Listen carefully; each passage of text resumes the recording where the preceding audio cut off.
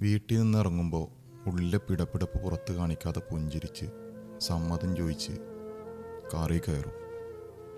യാത്രാമധ്യേ ഒന്ന് ആലോചിക്കും, വണ്ടി ഒന്ന് ബ്ലോക്കിൽ പെട്ടാലോ എന്ന്.